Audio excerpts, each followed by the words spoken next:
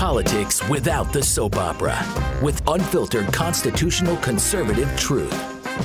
The Conservative Review with Daniel Horowitz. And welcome back to your respite from the soap opera here in politics at the Conservative Review. This is your host, Daniel Horowitz, back in the house for this Wednesday, August 14th. And like any mid-August during congressional recess, it is a breeding ground for soap operas because people in this industry that don't believe in anything and have no values and no substance, no investigative work, they have nothing to talk about. So they have to find stupid things to focus on. And hence what you're going to hear on radio today, unfortunately, from many people who call themselves conservatives. But there are issues that are going on that sit at the nexus of the most foundational public policy issues that really anyone, not just conservatives, should care about. What sort of people are we going to let into our country? What sort of people are we letting into our country? Welfare. Are we now a welfare agency for the entire world? Let me start off, and there's going to be a lot of important history lessons today, so bookmark this as episode 471. You're going to want to listen to this show over and over again. In my book here, Stolen Sovereignty, as you can see here, blocking my face, I noted, and I have an entire chapter dedicated to this, chapter 6 in the book, on our founding values on immigration, their views towards immigrants, what sort of immigrants we want, what sort we don't want, what amounts we want. And anyone who understands history will know that what we have today from illegal immigration and a lot of segments of our irresponsible chain migration in the legal immigration system is antithetical to our founding beliefs on immigration as well as welfare, and certainly the mixture of the two from the colonial times until really this generation of leftists. And even people on the right are getting bought into this. So that's why for all of time, we need to lay down the marker about what's going on today. So in the 1790 debate over naturalization, this is really the first immigration act of Congress. You could imagine it's the founding membership of the House of Representatives. These guys are the guys that were largely at the convention, many who signed all of the founding documents, the Declaration, the Articles, the Constitution. So Representative Theodore Sedgwick of Massachusetts, he warned of the effects of mass migration.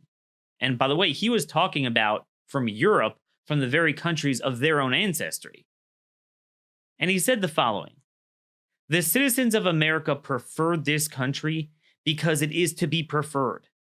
The like principle he wished might be held by every man who came from Europe to reside here. But there was at least some grounds to fear the contrary. Their sensations, impregnated with prejudices of education acquired under monarchical and aristocratical governments, may deprive them of that zest for pure republicanism, which is necessary in order to taste its beneficence with that gratitude which we feel on the occasion."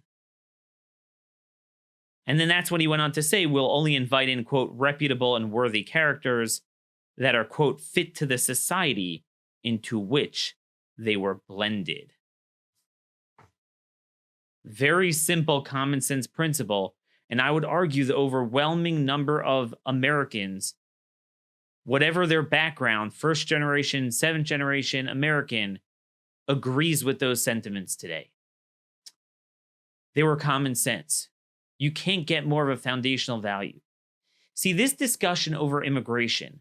What's immigration? Immigration and welfare. What does the Statue of Liberty mean? What's this sacred poem of the new Colossus from Emma Lazarus placed on the statue? By the way, as we're going to discuss, several decades after the project was conceived and 17 years after it was dedicated and erected, where it is today at Liberty Island in New York. But these are all foundational questions, and they sit at the nexus of what determines America. The disagreement we're having with the left over immigration and welfare and public charge and many other immigration issues really are downstream from the disagreement we all seem to have over what is America, what is republicanism, what is liberty. And therefore, if you understand what that is, you're going to bifurcate based on that opinion what sort of immigration you want and don't want. So this is going to be very important, but I wanted to lay that down as a marker. The next piece of information I want to give you here that I think is really, really important is from a man named James Blaine. Now, you might have never heard of this guy, but I think it's important nonetheless to go through this. You have to remember that during our early years, we've said this a number of times, our federal government did not have immigration laws. So the states and the colonies before them were primarily responsible for regulating immigration. And there's a number of reasons for that I go through in my book, Stolen Sovereignty. Now, even though the government didn't formally regulate immigration, really the first thing in 1875, the Page Act, and more robustly wasn't really until 1881 through legislation, through Congress, but the State Department really controlled it in many ways that people don't realize. Back then, the equivalent of restricting immigration was not inviting it. In other words, especially in the early 1800s and certainly in the late 1700s with our founding generation, if you didn't invite immigrants, if you didn't have more or less a treaty or some informal agreement with the host nation that they were emigrating from, they didn't come. That's just how it was. You didn't have passenger ships for the most part. You had cargo ships. People came really at a slow pace and a trickle. And the equivalent of restriction was really just not encouraging it. And what I note in my book is if you look at every founder, it's almost eerie. And I researched this, they use the same language from Washington, Adams, Jefferson, Hamilton, Madison, Quincy Adams, Monroe. We don't encourage emigration. By the way, they use the word emigration with an E to connote or denote both coming from and coming to. Right now, we use emigration coming from, immigration going to. They use the E word. The word immigration with an I didn't seem to appear until sometime after the Civil War. But anyway, they didn't encourage it. They were very adamant, we do not encourage it. They didn't believe in immigration, not immigrants, but immigration as an institution to mollycoddle and promote. They were hands back. We're not going to encourage you. Now, they weren't going to stop you. But nowadays, if you didn't regulate it, the whole world would come. But back then, what that meant is a handful of people would come under the act of the most really rugged individualism. And you were here alone, sink or swim, no ties to anything, no welfare, nothing. And they were fine with that. And they wanted people like that. They weren't anti-immigrant, but they didn't want to encourage mass migration. Now, one of the things, so what the State Department would do is, you have to realize most countries back then weren't free. So you couldn't emigrate on your own anyway, which is why they didn't need to regulate it. They would just tell the host nation's monarch or government, hey, buddies, we're not taking any people from you, or don't send them. And if they didn't actively send them, they wouldn't really come. So this is really in 1881, December 1881. It was actually the first year they passed immigration legislation. But you see this, James Blaine was the Secretary of State under President Chester Arthur. And he said the following to a diplomat in Switzerland. And he said very clearly, while under the Constitution and the laws, this country is open to the honest and the industrious immigrant, it has no room outside of its prisons or almshouses for depraved and incorrigible criminals or hopelessly dependent paupers who may have become a pest or a burden or both to their own country. 1881, 2 years before Emma Lazarus wrote that famous poem. So, as a baseline, Our country has now become a dumping ground for the worst criminals, drugs, gangs, public charges imaginable. We have some good legal immigrants, just like in the past, but we have too many that aren't, and too many that are a public charge, and certainly illegal immigration. And it's a violation of our most foundational values, deeply rooted in our Declaration of Independence, deeply rooted in what America is about. America is about republicanism and liberty. And if you fundamentally transform it with values foreign to it, then you don't, that's the surest way to destroy America. This is why we focus here at the Conservative Review so much on these issues. So that's the story with that. Now, let's move away from the book a little bit. So we have this week where the president introduced a very modest enforcement of public charge. The way I explain it is if current law is at a 10, meaning no one should be a burden on America, current law rooted in hundreds of years of principle in this country, current practice it's at a 0, we don't enforce it at all, the Trump administration has taken it from a 0 to a 2. Okay? That's all it is. But nonetheless, the left and the media is going crazy, and they're fighting with Ken Cuccinelli, who seems to be the only one pushing an agenda in this administration, the acting USCIS director. You're violating the principle of the poem on the Statue of Liberty. So at a baseline, it's indefensible to argue that with so many Americans on welfare and so many people wanting to come here, including many who will not be on welfare, it is indefensible from any standpoint to argue that we should invite in people who will be on welfare. Okay, that is a 90-10 issue if you would poll it, and nobody wants that, and they know it. It's indefensible. So what do they say? They say, well, what about the poem written by Emma Lazarus on the Statue of Liberty saying, give me your tired and poor and huddled masses? Isn't that saying, bring me your poor people? So before we explain the true meaning of the Statue of Liberty, that it had nothing to do with the poem originally, it actually had nothing to do with immigration.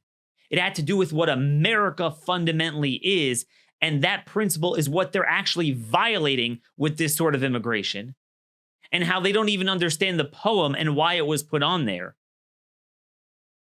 I first want to just explain the enigma of how everything else at that very time stood in stark contrast. And I'm going to have a very long article out detailing this, so if you want any sources and the links, it's going to be in the article that we'll put up in show notes. And it's just coming out today. So obviously, this New Colossus poem was written by Emma Lazarus in 1883. It wasn't put on the statue until 20 years later in 1903. And that's going to be very important detail here. So let's go through some of our immigration laws. In 1882, okay, that is the year before the poem was crafted. Overwhelmingly, Congress passed the following law. They passed the Immigration Act of 1882, instructing Treasury officials to get on board any ship coming in with passengers who are seeking entry, and to vet out all public charges. Quote, this is from Section 2 of the 1882 bill. If on such examination there shall be among such passengers any convict, lunatic, idiot, or any person unable to take care of himself or herself without becoming a public charge, such persons shall not be permitted to land. Shall not be permitted. They couldn't even step foot on our soil for a minute. That's how careful we were. The year before that poem was written. Section 4 of the bill required that the cost of returning the public charges be, quote, borne by the owners of the vessels in which they came. So we have to spend all this money like deporting people? No, the American people, the principle was they shouldn't spend a penny on any immigration coming to the country, even enforcement. Those responsible had to pay for bringing them back. In 1885, 2 years later, 3 years later, but 2 years after this famous New Colossus poem, "Give me your tired, your poor, your huddled masses yearning to breathe free," was published, they passed the contract labor law of 1885. Now, what happened was a decade before, they had a treaty with the Emperor of China to bring in Chinese laborers into California.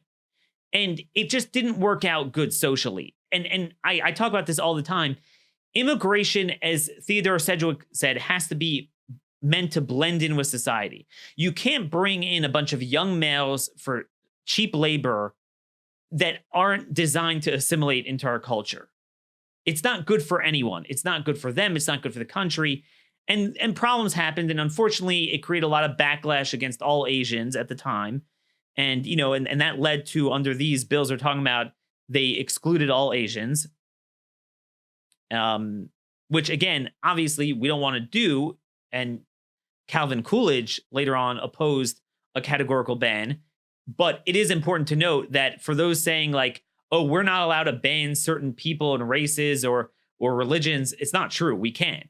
Whether it's a nice thing to do or whether it's a prudent thing to do is a policy question. But legally, constitutionally, as a sovereign nation, we could ban anyone with green eyes and red hair. But I digress. So anyway, what happened was, this was in response to that. Congress was like, we're done with this cheap labor. And you know how we now have this slave labor of all these corporations bringing in people? This law actually banned the transportation of anyone coming in for cheap manual labor, contract labor.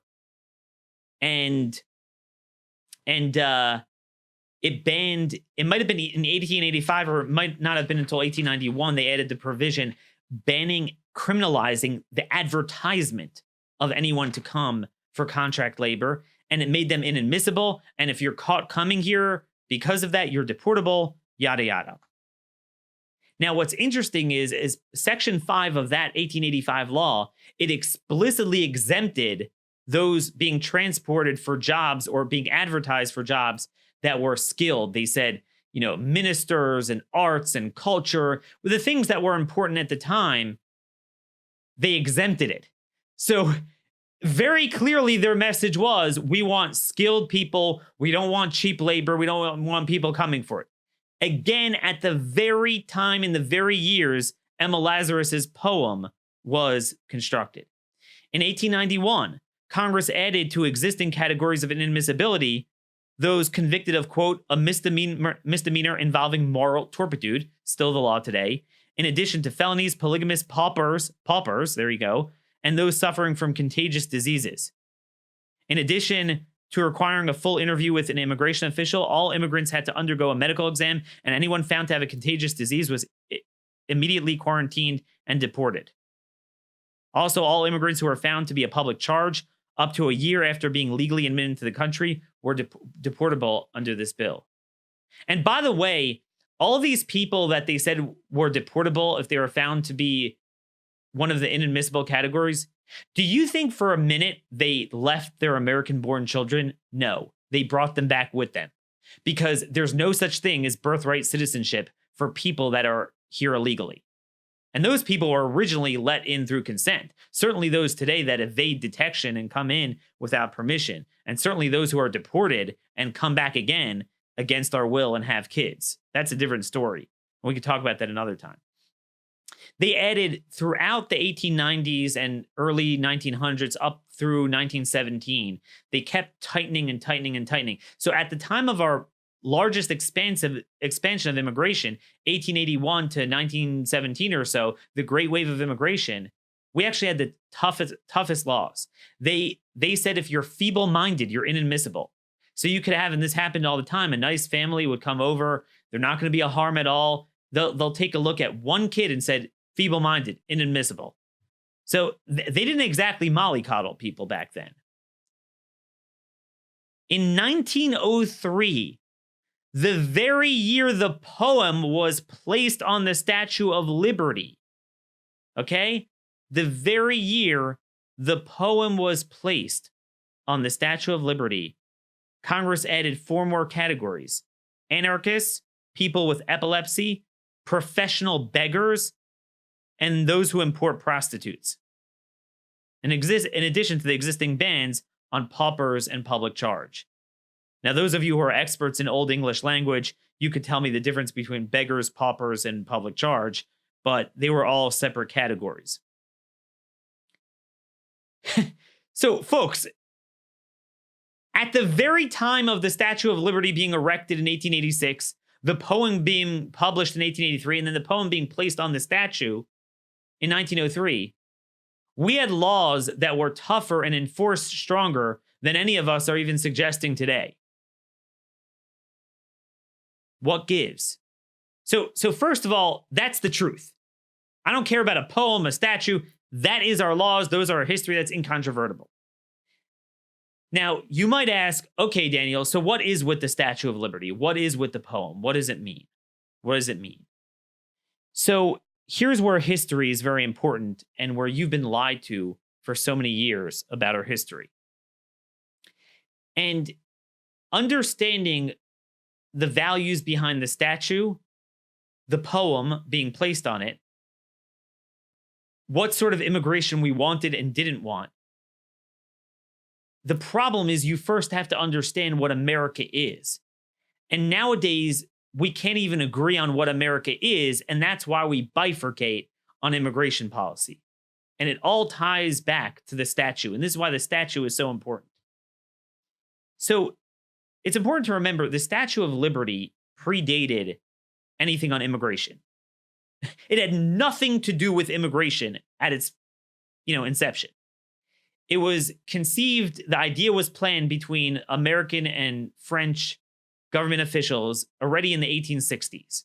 They were looking forward towards the centennial, which was going to be in 1876 of our founding, or at least the Declaration of Independence, our independence.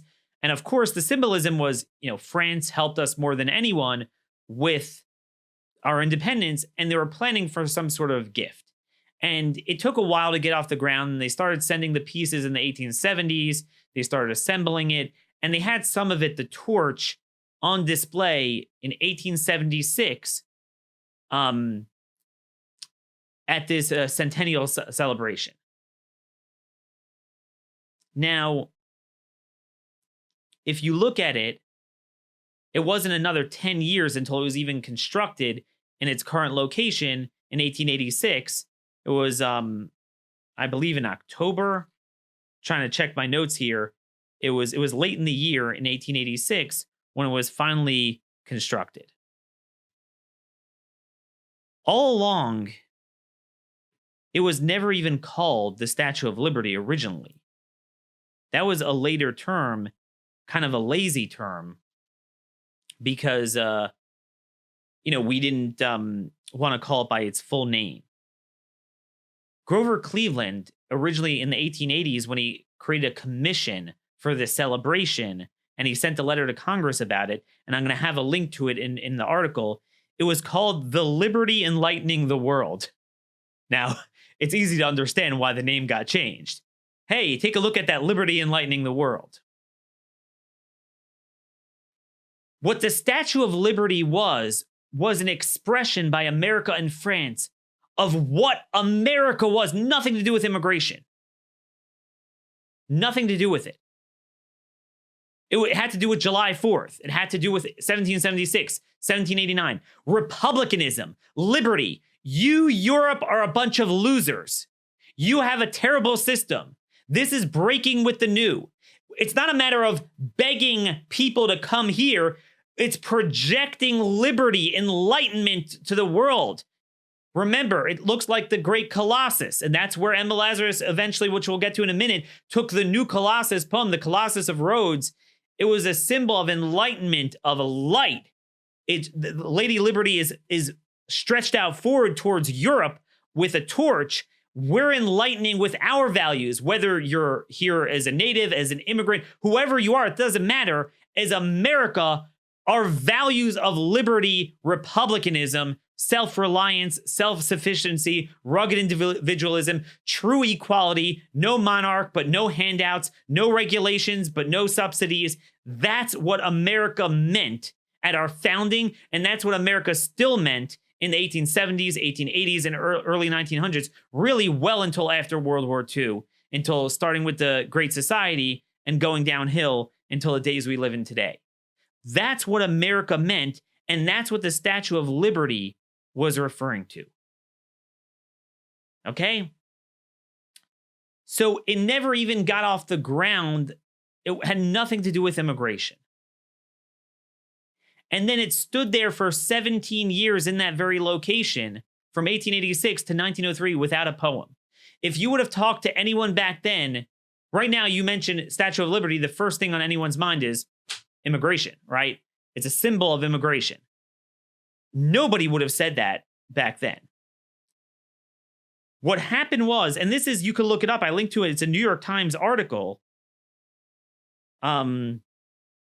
explaining what this is. Where is this? And they quote a historian explaining exactly what was meant by it. There was a man named Barry Moreno, a historian quoted in the New York Times, that he said the Statue of Liberty itself, quote, was never built for immigrants. It was built to pay tribute to the United States of America and the Declaration of Independence, American democracy and democracy throughout the world. It honored the end of slavery, honored the end of all sorts of tyranny, and also a friendship between France and America. Right? Very simple. That's what it was. Anyone who's educated knows that to be true. He goes on to explain that what happened was, because of its location in the harbor in New York where the immigrants came in, and it was right around then in the 1880s when the Great Wave started, over the ensuing 10, 15, 20 years, it started to become associated just with the immigrants coming in. Hey, that's the first thing they see, Lady Liberty. But even when it became associated with immigration, it was the immigration values of that time. American values. You're going to come to assimilate into America. Assimilation. No handouts. Rugged individualism. You're going to share and promote our values, not bring your values. No convicts. No criminals. No harm to Americans. You're going to be part of the American mosaic of promoting that liberty. Welfare is antithetical to liberty. That's what it meant. And that's why in 1903, they put the new Colossus, our enlightenment to the rest of the world, on that, on the statue. Perhaps there's nobody around who has better explained this than our very own Glenn Beck at Blaze Media. At his CPAC address in 2010, it was one of his greatest moments. He said, I'm going to dispel for you here, right here today, the myth of what the poem and the Statue of Liberty mean. And he first went on to read the poem in a real wimpy language, like the way nowadays you're taught unfortunately, in these schools. Oh, please give me all your poor and tired. And then he went on to say, no. That's not what it is. Folks, take a listen. The poem on the Statue of Liberty, it's always read like this. Give me your tired, your poor, your huddled masses yearning to breathe free, the wretched refuse of your teeming shore. Send these, the homeless, the tempest-tossed, to me. I lift my lamp beside the golden door. Well, if you read it like that and you really think it through, what are we? A hospital? What are we? Is the Statue of Liberty saying to Europe, guys, Europe, you're never going to make it with, that refuse? Send it over to me. We'll take care of it over here. We're trying to set you guys, you're never going to succeed with all that riffraff. Come on, send it over here. You guys can get busy and do some work. That's not what it means. It was never intended to read that way. Remember, the Statue of Liberty was mocking the old system. The Statue of Liberty was used to ignite inside the French liberty. Look at America. Look what they're doing.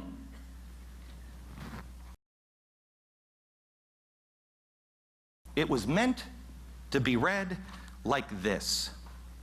Not like the brazen giant of Greek fame, with conquering limbs astride from land to land. Here, at our sea-washed sunset gates, shall stand a mighty woman with a torch, whose flame is imprisoned lightning, and her name, Mother of Exiles. From her beacon hand glows worldwide welcome. Her mild eyes command the air-bridged harbor that twin cities frame. Keep your ancient lands, your storied pomp, cries she with silent lips. Give me your tired, your poor, your huddled masses yearning to breathe free, the wretched refuse from your teeming shore. Send these, the homeless, the tempest-tossed, to me. I hold my lamp beside the golden door. That is the message. Even the people that you reject can make it here. They will give it all to be successful here. You can make it here. Wasn't that beautiful? I still get nostalgia from that era of the Tea Party when Republicans in the CPAC room was so righteous on our values because Barack Obama was in power. Just like in the era of the judges, the biblical era, we're always the most righteous in a time of trouble. But when Republicans are in charge and they espouse leftist values, somehow we're all just sleeping at the wheel. But anyway, Glenn's point was just beautiful. And with this elaborate background we gave you, now you can understand better what Glenn was saying. This hadn't, even after the poem was put on there, it still wasn't fundamentally an expression of immigration. It was an expression of Americans. Give us your tired and poor, meaning you Europeans with your tyranny, with your socialism, with your monarchs, with your giving privileges to one and to another. This guy and that guy. You guys make poor people out of rich people. Our system, give us even poor people and we'll make prosperous people out of them. We'll make them out of them. It meant the Americans already here as well as the immigrants coming. It wasn't directly an expression of immigration. It didn't mean we're inviting the world's impoverished to come here and just take America down. It was no, to become a part of America. Become a part of America. And this is why people forget Calvin Coolidge, President Coolidge in 1924, in November, just 5 months after signing the Reed-Johnson Act, shutting off almost all immigration, first designated the Statue of Liberty as a national monument. Well, isn't that a paradox? You designate it and then you close your doors? What happened to the Golden Door? No, that was in concert with our values. We let in a number of immigrants. It was getting a bit much at that point, and we needed to cool down. And you know what? History has shown, all of us descendants of the Great Wave, it benefited all of us, that we didn't constantly reinforce it for another 50 years like we're doing today. Those were the values that we're not going to fundamentally transform America. We want to keep our liberty-mindedness. We don't want it to be a public charge. That's what the poem and that's all about. And that's the thing. The America they were coming to, seeing that inscription in 1903, and the type of immigrants coming were qualitatively different. The America was different, the immigrants were different, and one's related to another. Because the left that thinks our values of come here means come here on welfare, they don't understand what America is. That's really the problem here. Let me read to you from John Quincy Adams, a letter he wrote to a dignitary of Germany in 1819. This is when Quincy Adams was Secretary of State under James Monroe. So this guy asked him, basically, this German wanted to know, hey, I'm an aristocratic guy. If I come to America, could I get a position in government? And basically says that I received your letter. No doubt it will be useful to those of your countrymen in Germany who may have entertained erroneous ideas with regard to the results of emigration from Europe to this country. It was explicitly stated to you, and your report has taken just notice of the statement that the government of the United States has never adopted any measure to encourage or invite immigrants from any part of Europe. It has never held out any incitements to induce the subjects of any other sovereign to abandon their own country to become inhabitants of this. From motives of humanity, it was occasionally furnished facilities to immigrants who having arrived here, this is written it's just the ink is really rubbed out here. With views of forming settlements have specially needed such assistance to carry them into effect. Neither the general government of the Union nor those of the individual states are ignorant or unobservant of the additional strength and wealth which accrues to the nation by the accession of a mass of healthy, industrious, and frugal laborers, nor are they in any manner insensible to the great benefits which the country has derived and continues to derive from the influx of such adopted children of Germany. But there is one principle which pervades all the institutions of this country and which must always operate as an obstacle to the granting of favors to newcomers. This is a land not of privileges, but of equal rights. And he has that in italics. Privileges are granted by European sovereigns to particular classes of individuals for purposes of general policy. But the general impression here is that privileges granted to one denomination of people can very seldom be discriminated from erosions of the rights of others. Immigrants from Germany, therefore, or from elsewhere, coming here are not to expect favors from the governments. They are to expect, if they choose to become citizens, equal rights with those of the natives of the country. They are to expect, if affluent, to possess the means of making their property productive with moderation and with safety. If indigent, to be industrious, honest, and frugal, the means of obtaining easy and comfortable subsistence for themselves and their families. They come to a life of independence, but to a life of labor, and if they cannot accommodate themselves to the character, moral, political, and physical of this country, with all its compensating balances of good and evil, that Atlantic is always open to them to return to the land of their nativity and their fathers. There's more, and it's published in Niles Register, April 29th, 1820. It's going to be linked to in this long article I have out today. Those are the values of America and the values of immigration as expressed by John Quincy Adams. And it was universal. It was universal really until this generation. It was always understood that way. The America of that time couldn't fathom redistributing wealth, taking from taxpayers and giving any welfare at a state or federal level to anyone among Americans, much less invite 7.8 billion people in the world to come and partake in that. That was the America they were coming to. So by definition, if you are coming, poor, not poor, whatever it is, it was sink or swim. That's the America they were coming for.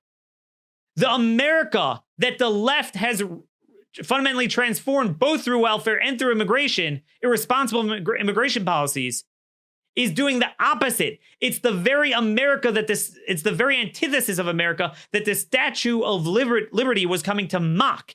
It's the European socialism.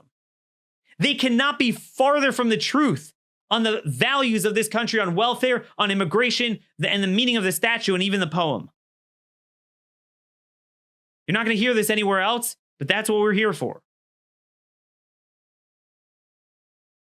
Connected to that, the America was different. The quality of the immigrants were different too.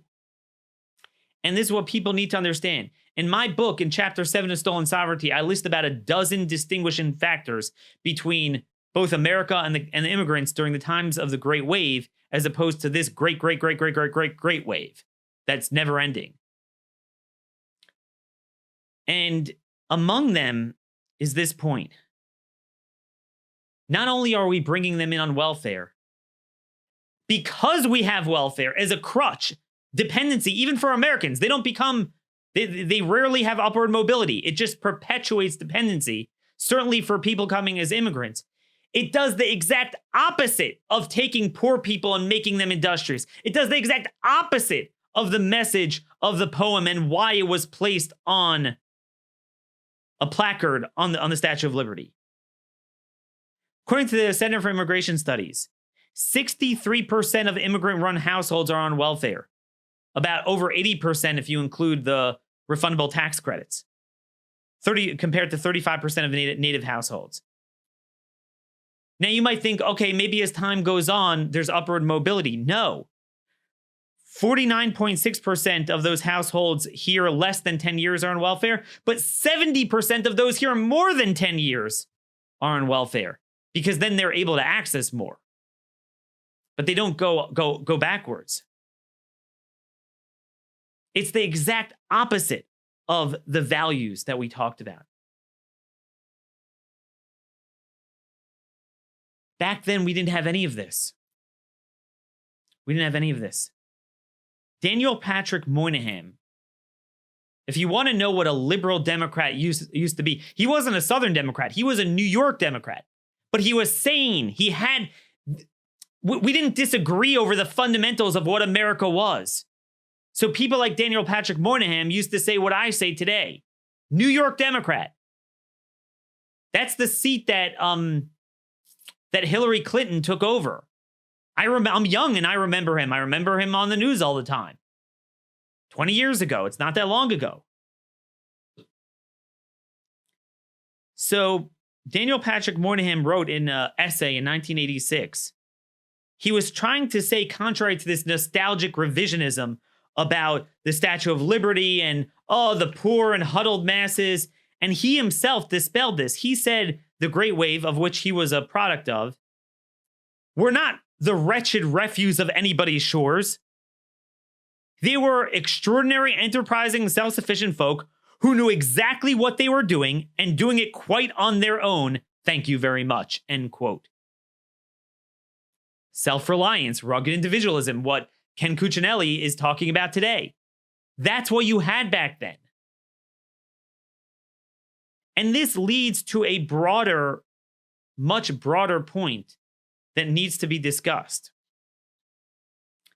And that is, what people don't understand is qualitatively, whether it's politics, culture, identity, values, socioeconomic status, education, you name it, the gap between the European immigrants of that era and Americans was much smaller than the gap between America today, all developed first world countries, and so many coming from the third world today, from Haiti, El Salvador, Guatemala, Bangladesh, Somalia.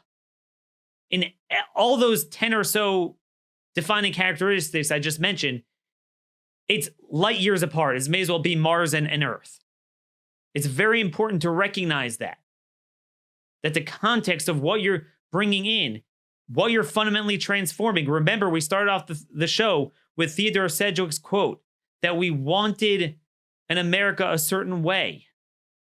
And we have to make sure that immigration, while there's certain good qualities, we want high-skilled people, we want people that are going to assimilate, we want people that will produce, but numbers matter, origin matters, timing matters, and the circumstances over which they're being brought into, and the America to which they're being brought does matter.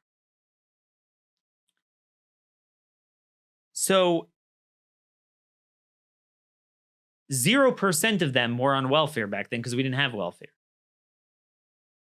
Reuters has an article out yesterday quoting the Migration Policy Institute. They said, oh my gosh, so many immigrants are going to be thrown out on the street. Under the new criterion, 69% of already established immigrants would have at least one negative factor against them under the administration's wealth test, while just 39% would have a positive factor.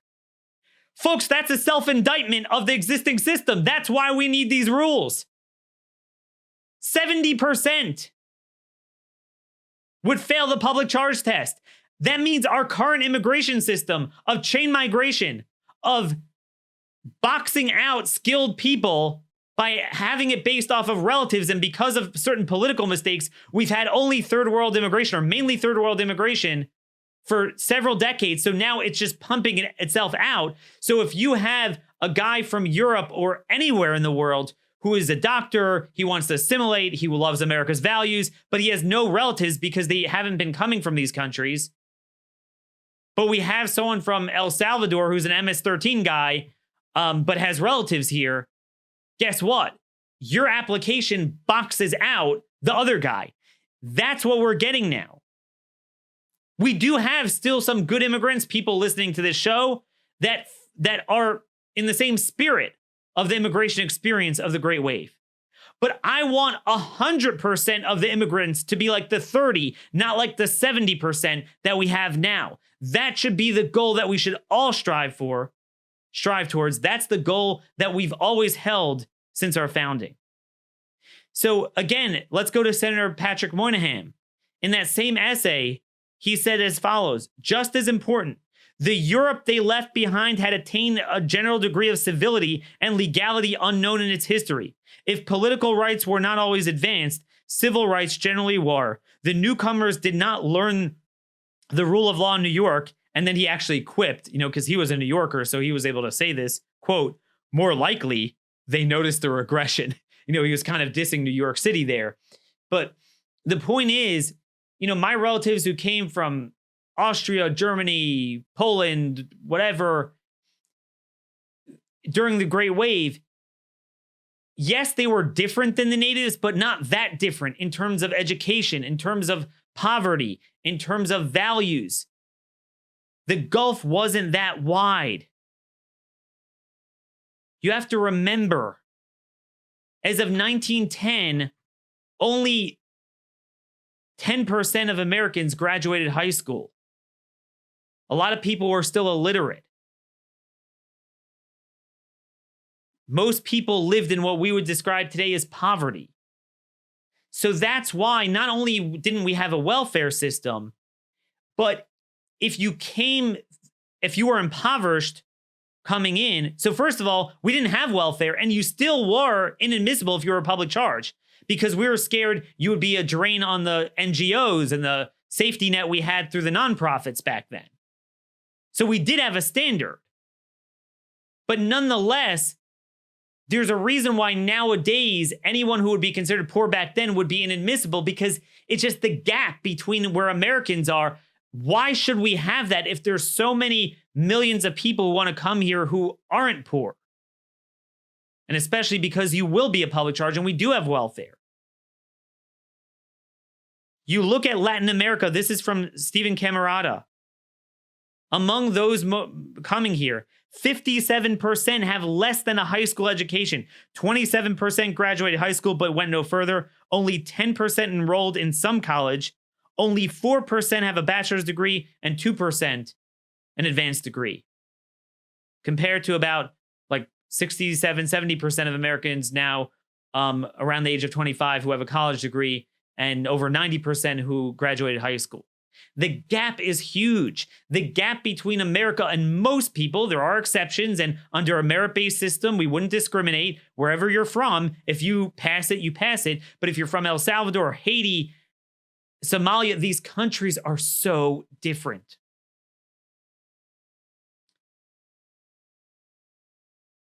It just, there's so much more in this piece I have coming. But we have to remember. And I'm running out of time. I don't even have the numbers here, but there's one other important factor. Remember, there was one major difference. That placard was placed on the Statue of Liberty, and the Statue of Liberty was erected in the harbor there in New York at the beginning, the foothill of the Great Wave. Today, we don't sit at what's equivalent of 1886. We sit at what's equivalent to 1921 and 1924 by a magnitude of 100. After a fraction of that Great Wave. A fraction of that Great Wave. we shut it off. We shut it off. 17.9 million green cards were issued from 1896 to 1924. If you take an equivalent 17-year period ending through 2017, 15.4 million. No, I'm sorry. 30 million immigrants were given green cards, and that doesn't include, over the same period of time,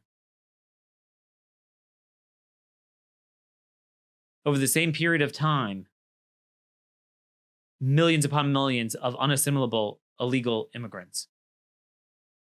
30 million to 18 million. And the trajectory is much, much worse. Also, remember, most people died young back then. They didn't have time to naturalize. So we only added about 4.3 million people as naturalized citizens. Now, under the equivalent period since 96, we've added 15.4 million. The numbers are much greater. And the numbers were a fraction of where they were. And yet, on February 22nd, 1921, while they were going to craft a long-term bill, they said, look, this is too much. They temporarily shut off all immigration for 3 years. That bill passed the Senate 78-1 and passed the House without a recorded vote. Unanimous. Those were the values. Unanimous at the time. And it worked. It worked for the immigrants here. It worked for America. We are on a trajectory now that's going to blow this out. Going to blow this out.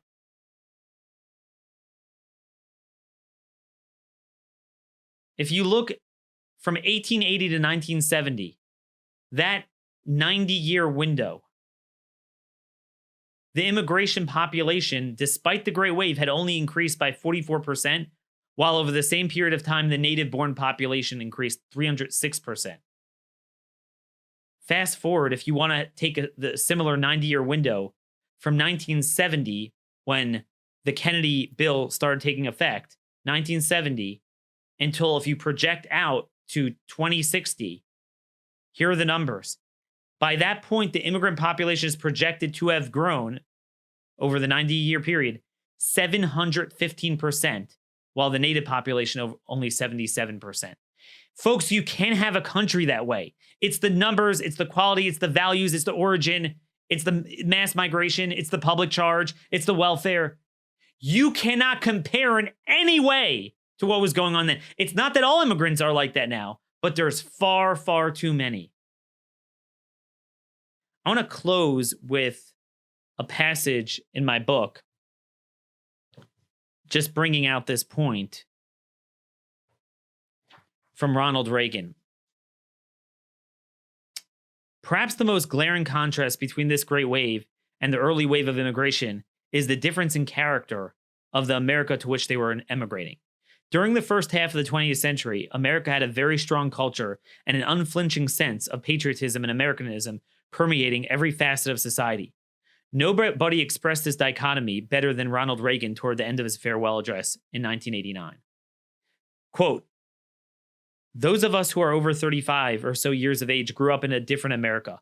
We were taught very directly what it means to be an American, and we absorbed almost in the air a love of country and appreciation of its institutions. If you didn't get these things from your family, you could get them from your neighborhood, from the father down the street who fought in Korea or the family who lost someone at Anzio. Or you could get a sense of patriotism from school. And if all else failed, you could get a sense of patriotism from the popular culture. The movies celebrated democratic values and implicitly reinforced the idea that America was special. TV was like that too through the mid-60s. This America," now, end quote, this is me. "This America was the country that absorbed the immigrants of the Great Wave. The cultural pressure to assimilate and Americanize was too impervious for any ethnically motivated subversion and counterculture to successfully dilute the character of the country in a negative way. Contrast that to the American culture to which the modern wave of immigrants has emigrated, and you get a sense of why this wave has permanently transformed this country. As far back as 1989, when the counterculture to Americanism and patriotism was far less potent than it is today, Reagan was already ominously warning the public. Quote, this is back into his speech. But now we're about to enter the 90s, and some things have changed. Younger parents aren't sure that an unambivalent appreciation of America is the right thing to teach modern children. And as for those who create the popular culture, well-grounded patriotism is no longer in style. Look, I don't remember the 80s. I was born in the 80s. I would die to even go back to an America of the 90s. That is what we have to remember. We don't agree about what is a man, what's a woman, what's a border, what's right, what's wrong, what's a criminal, what's a victim, what's a citizen, what's an alien. We can't agree on anything anymore. Pile on top of that the irresponsible chain migration from the third world in large numbers, not in small numbers, but in large numbers, and the welfare system and the values. And the values is another thing. Notice how, going back to what we mentioned before, after the death of McKinley, when McKinley was assassinated by an anarchist, the challenge of that era in the early 1900s was anarchists, just like it was in the 1950s with communists. At each era, we worked to keep out of the country the values that most threatened us. So they immediately enacted legislation to keep out anarchists, to keep out communists. We had 9/11, and we had people coming in with Sharia law. Could you ever have imagined anyone up to this generation doubling our migration, roughly 150,000 a year from the Middle East, in such large numbers when Islam is even less enlightened than when it was 100 years ago, with the internet radically fueling so much radicalism? Not to say they're all like that, but there's no way we could vet them. We're talking about background checks right now on guns. What about background checks on every person coming in, as we used to do? The illegals get in without background checks. Another girl was raped in Montgomery County, Maryland, by 2 illegals from El Salvador that were allowed to come in recently. I'll have an article on that. I have tons more of these cases. Today we focus mainly on welfare and the public charge, but the criminality, the gangs, the MS-13 culture, the Islamic terrorists that are caught every day by the FBI, and the ones we don't catch. Where is the Republican Party focusing on this? Where's Donald Trump even? At least he pushed this modest regulation, but he's got to stay on message. I hope this show has served you well. These are the types of shows we want to do. So if anyone is looking for a change from the soap opera of politics and wants to get educated on history, on our values, but focused very much on the here and now, conservativereview.com is your website. Conservative Review YouTube page is your video. Go to iTunes or Stitcher. You could hear the podcast through audio if that is your preference, but definitely subscribe to our YouTube page on Conservative Review. At RM Conservative is the Twitter account, and dhorowitz@blazemedia.com is the email.